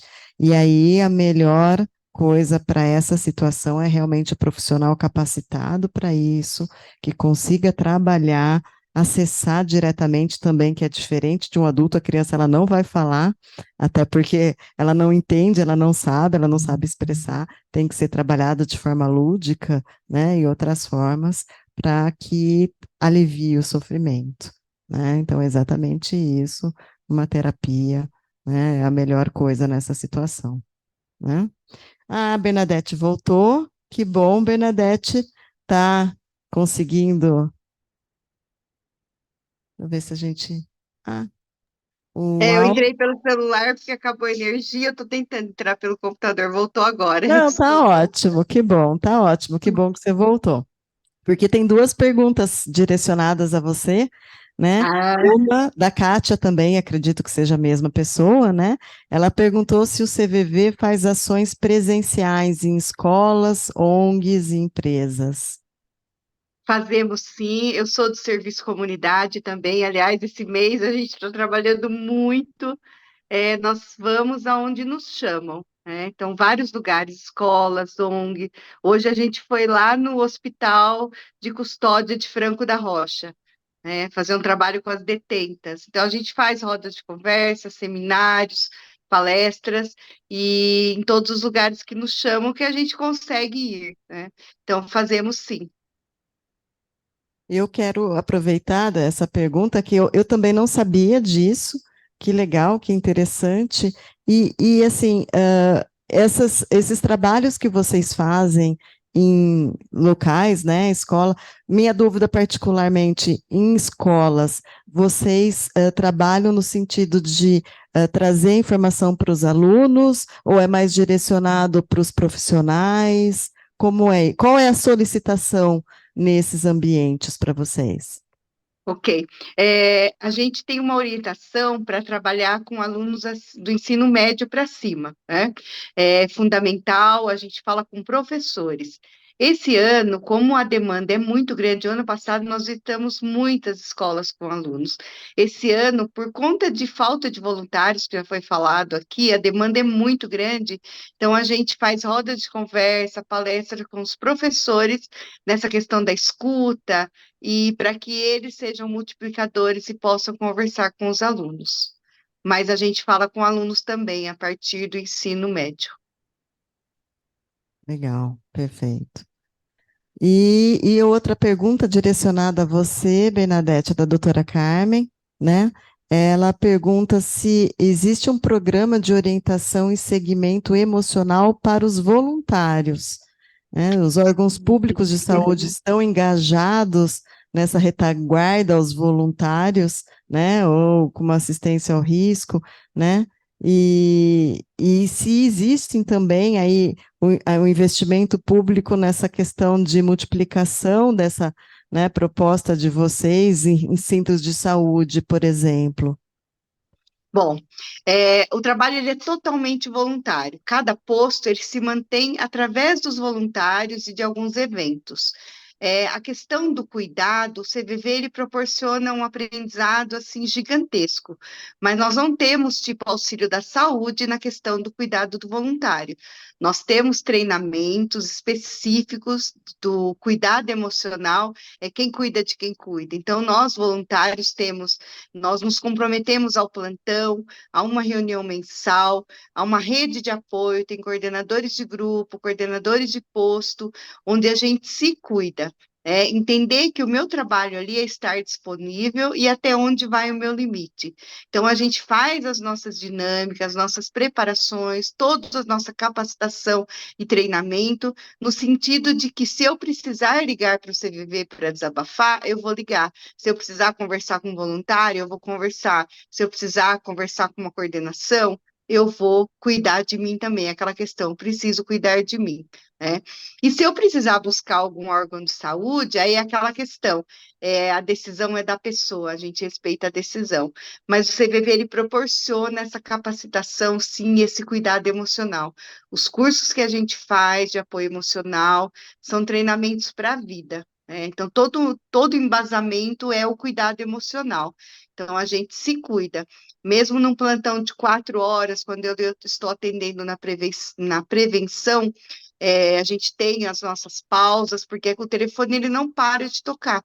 Então, nós temos as nossas pausas, eu preciso respirar, preciso tomar uma água, eu deslogo, né? Às vezes eu recebi uma ligação que foi uma carga também um pouco pesada, algumas coisas mexem mais com a gente, somos seres humanos, mas trabalhar isso em mim, aí eu volto para mim para cuidar dos meus sentimentos, né? Porque entender que eu não preciso absorver aquilo, né? O que é do outro é do outro. O que ele vai fazer depois é a vida dele. Eu estava disponível ali naquele momento. Então, a gente trabalha muito isso, né? Essa questão. Não sei se eu respondi exatamente a pergunta. Posso fazer um comentário? É, Pode, claro. isso é interessante, né? Porque a gente vê entre os profissionais, eu vou dar exemplo do psicólogo, porque eu tenho mais propriedade, mas serve acho que para todo mundo que trabalha com isso, né? A gente saber a nossa limitação. Não no sentido de abandonar o trabalho, né? Como a Iva bem falou, a responsabilidade acima de tudo. Mas de saber o seu limite, o quanto aquela demanda está exigindo de você. Se você precisa de um colega de profissão do lado só para um desabafo mais rápido. Se você precisa fazer uma terapia para você mesmo, né? Ou um suporte, uma supervisão de alguém que está ou com mais experiência ou menos afetado por aquilo, né? Desde muito novo, eu sempre brinco que o médico não pode ficar doente, né? Que o médico, a gente pensa que ele vai estar sempre saudável para cuidar de nós. Quando aí você cresce, né? Fica mais adulto, tem mais envolvimento, conhece médicos com mais a proximidade, fala, nossa, o médico é doente, é aquela surpresa. E aí a gente começa a entender, né? Quando a gente fica adulto, como que o que o médico faz quando fica doente, né? Tem alguém do lado, um outro médico tratando dele.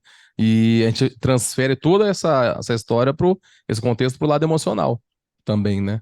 Quando a gente é afetado, a gente sente ali que deu uma mexida com a gente, conversar com um colega, se for uma coisa mais que dê para resolver em curto prazo, né? Ou fazer uma terapia, ou pedir uma pausa, né? Se trabalha em dupla às vezes, ou até uma supervisão de, né? Não sei, no escalonamento aí do CVV, mas enfim.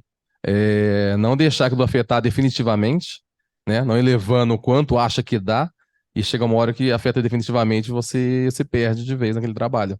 É melhor o cuidado paulatinamente ali para se manter saudável e poder continuar ajudando, né?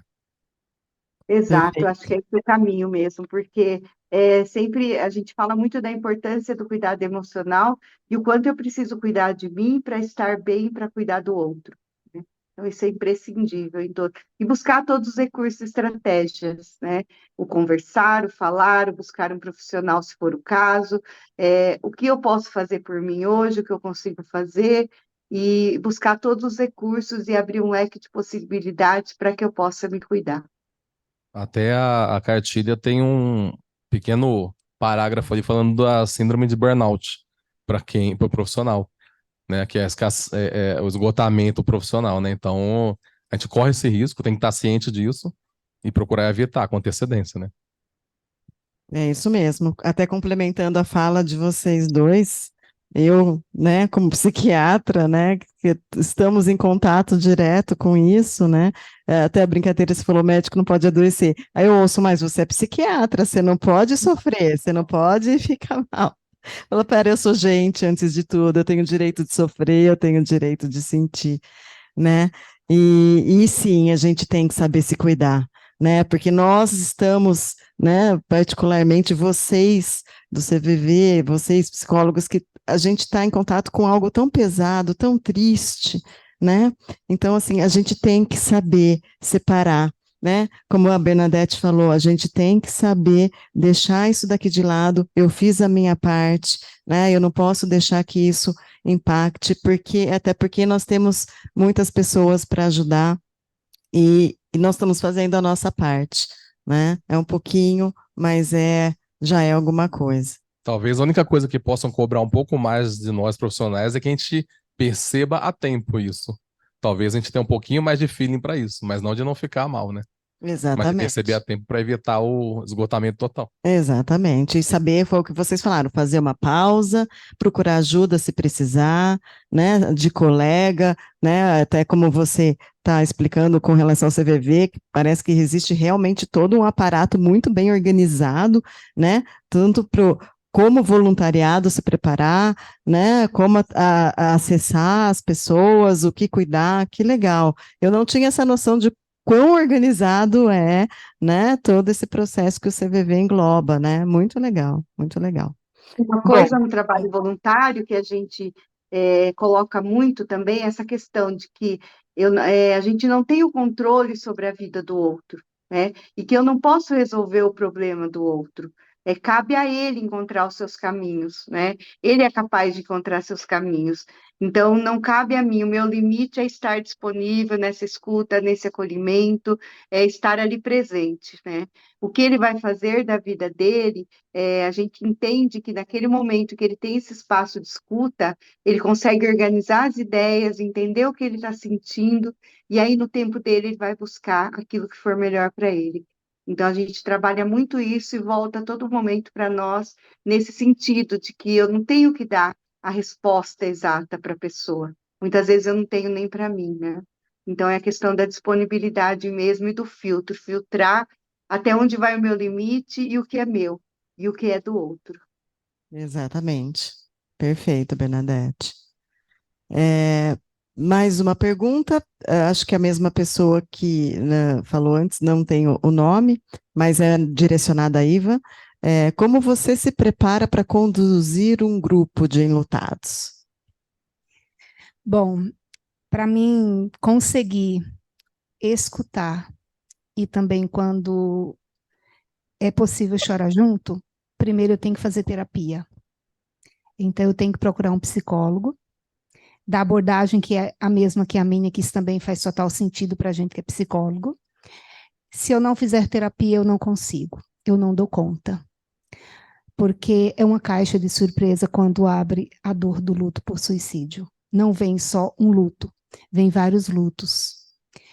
E como é que eu finalizo um grupo num dia que tem o grupo bem, quando eu estou bem. E quando eu não estiver bem, eu tenho que pedir ajuda. Então, quando eu pensei na proposta do grupo, antes eu já estava em terapia para ver se eu ia dar conta. E eu vi o meu limite, se eu ia continuar mesmo, o tempo, as perguntas individuais, que isso também a gente tem o grupo, e isso é possível a gente deixar o nosso contato e falar quando é possível, mas sem terapia é impossível. E além da terapia, quando foi necessário, que houve demandas mais difíceis, eu busquei supervisão.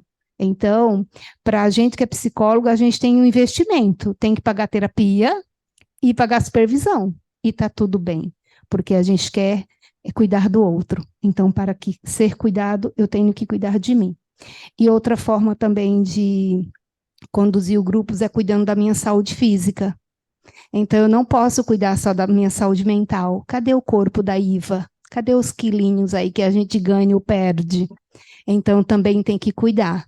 Eu sou adepta a caminhadas de ruas, ao Pilates, seja qual forma, gratuita ou não, eu me cuido fisicamente, porque o corpo também não aguenta, porque é um conjunto, né? Eu falo que é um casamento, corpo e mente.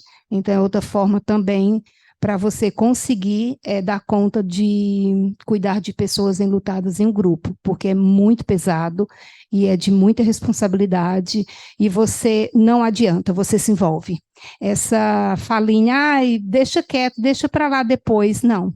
Você tem várias pessoas ali que aprendem a te valorizar, gostar de você estar presente, eles te procuram no individual, e para mim conseguir eu tenho que cuidar de mim. Então, a forma para mim conduzir foi que eu encontrei, foi fazer terapia, pagar supervisão e cuidar da minha saúde física e da minha casa, porque eu só consigo cuidar de tudo isso quando eu cuido da minha casa.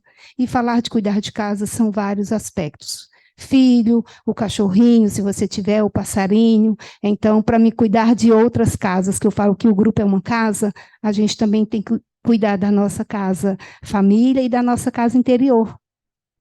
Espero que tenha respondido. Muito legal, Iva. Muito legal. A Bernadette caiu de novo, né?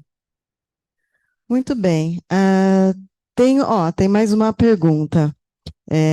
Também não tem nome, mas boa noite. Uma pergunta para a Iva e para o Denis. O que fazer em momentos de crise, quando o primeiro pensamento é se machucar ou chegar ao ponto de tirar a própria vida?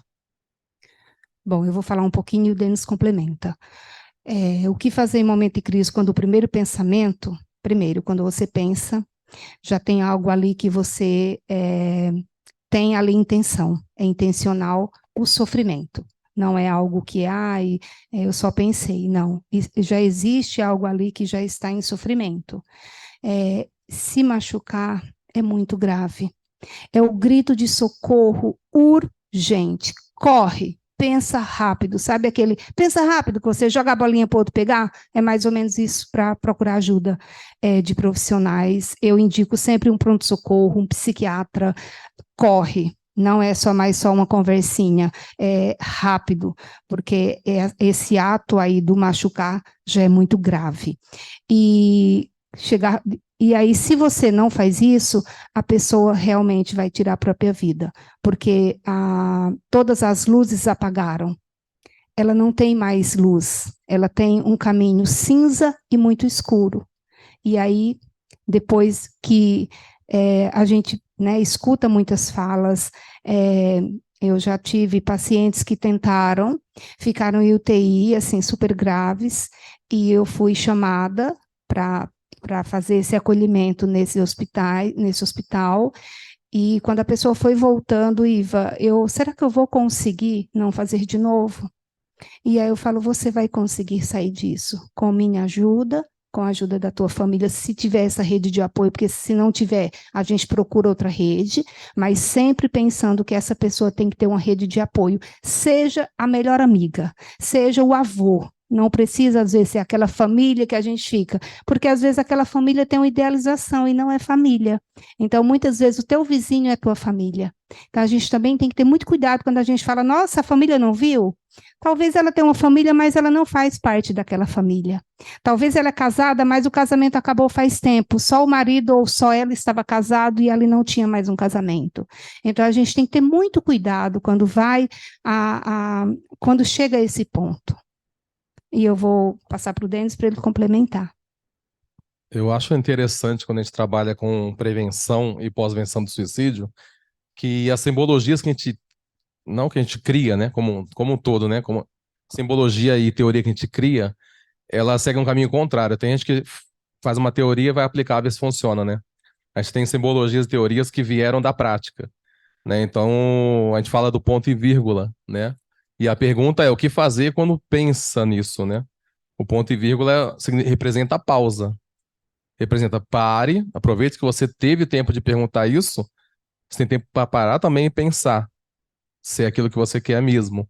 Porque a gente sabe do pensamento ambíguo de 90% dos casos ou mais de quem pensa e tem ideação ou até faz a tentativa, né? Então, se a pessoa parar para pensar um pouco, ela pode refletir, mudar de ideia, nem que seja o tempo suficiente para fazer uma ligação para alguém, né? E a teoria aqui na mesa ou em cartilhas é muito mais simples, né? Agora, na prática, casos, por exemplo, que eu já peguei de entrar numa casa de uma pessoa com os pulsos já cortados e a pessoa te dizer que ela não quer morrer. Então, ou seja, faltou o ponto e vírgula nesse caso, né? Mas foi suficiente ainda foi uma pausa pós, né? Depois de ter feito, ligou, chamou, pediu socorro, deu tempo de socorrer e, graças a Deus, deu tudo certo. Mas acho que é isso. Acho que um resumo seria isso: a pausa para reflexão, para não tomar aquele ato que a gente sabe, né? De tanto a gente ouvir e estudar, que a maioria é pela impulsividade, né?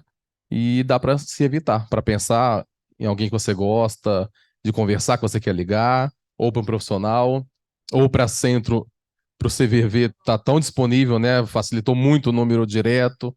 Então, assim, tem muitas situações, muitas opções de conduta aí para pedir um socorro imediato. E com certeza uma palavra que você ouvir ali pode ser suficiente para aquele momento imediato. Até a gente orienta muita gente também, a gente orienta pessoas que não tem nada a ver com a área de saúde diretamente, mas que ela te escute e te pegue pela mão e leve até alguém que ela, olha, não sei o que fazer com você, não sei te ajudar, mas vou levar até quem sabe e voltar junto com você. Então, uma pessoa de confiança, que é quem ela vai conseguir desabafar, é suficiente para levar para alguém que tem um pouquinho mais de preparo para poder ajudar.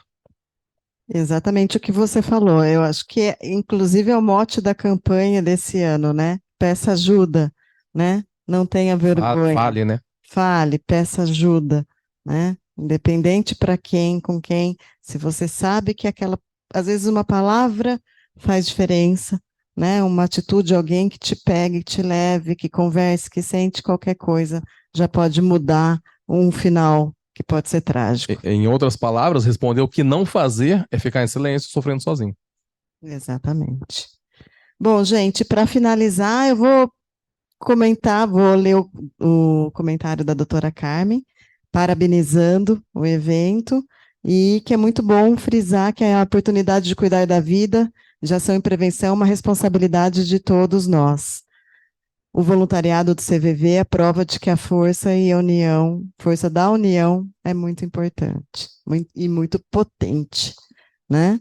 Realmente, exatamente. Eu acho que é um dos exemplos mais bonitos que nós temos aí de força, de união, de amor ao próximo, né? E de dedicação de pessoas e de doação de pessoas. É muito bonito mesmo. Complementando, parabéns, Maria Bernadette, né? Linda sua fala, ficaria aqui te ouvindo horas. Muito bom ouvir você essa quantidade de anos são quantidades e qualidades de escuta, e que você muitas vezes faz escuta que muitos profissionais têm o diploma e não sabem. Então, quero te parabenizar. E, para finalizar, antes que a doutora Karina faça o fechamento, para aquecer nosso coração, nossa alma, porque assim, meu coração está derretido.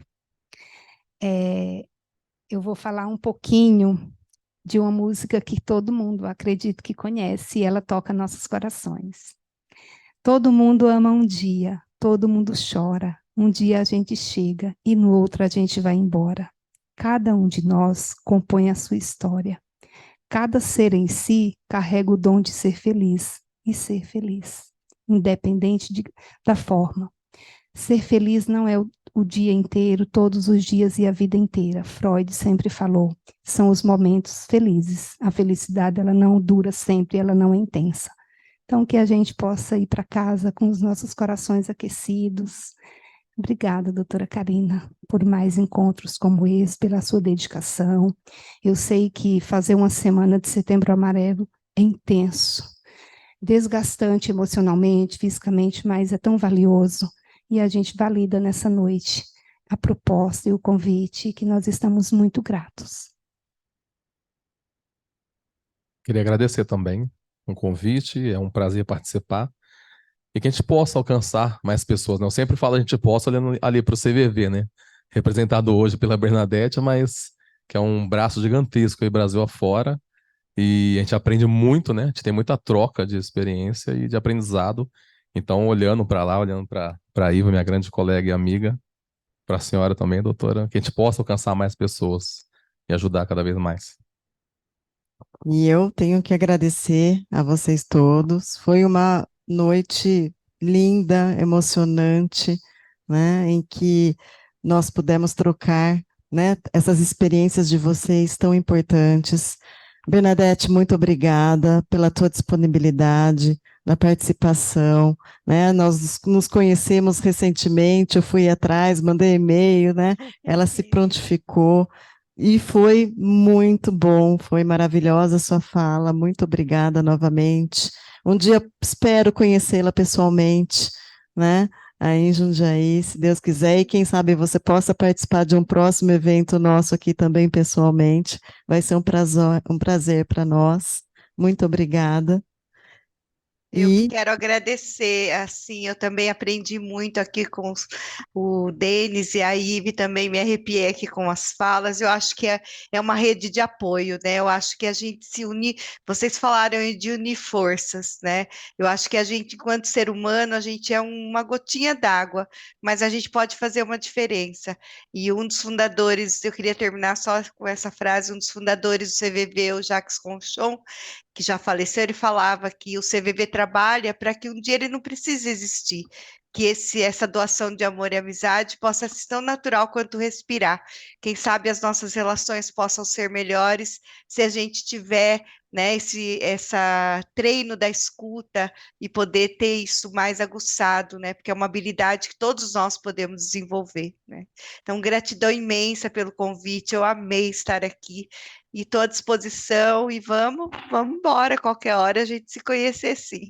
E se um dia aí está à disposição aqui para vocês também, tá bom, gente? Gratidão imensa. muito obrigada, Bernadette. É verdade. Quem sabe um dia, né, o ser humano ele naturalmente seja assim e não haja necessidade de ter centros, né? Nós consigamos, né, ser assim, entre todos. Iva, Denis, muito obrigada pela disponibilidade também. Vocês são pessoas também especiais. A Iva eu já conheço há um certo tempo. Denis, um prazer te conhecer hoje. Espero também poder contar contigo nas próximas, né, ocasiões do Setembro Amarelo.